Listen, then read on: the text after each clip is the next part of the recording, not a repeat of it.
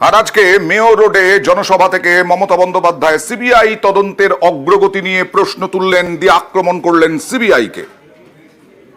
আমি শুধু বলেছিলাম আজকে সোমবার, আমাকে শনিবার পর্যন্ত টাইম দিন, 5 দিন।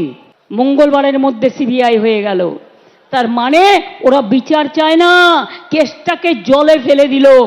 ওরা পেয়েছে মঙ্গলবার, 16 দিন হয়ে গেল, কোথায় গেল বিচার?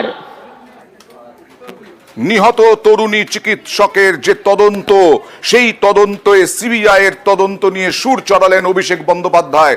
তিনি সন্দীপ ঘোষকে এখনো পর্যন্ত গ্রেফতার নয় কেন, এই প্রশ্ন তুললেন অভিষেক বন্দ্যোপাধ্যায়।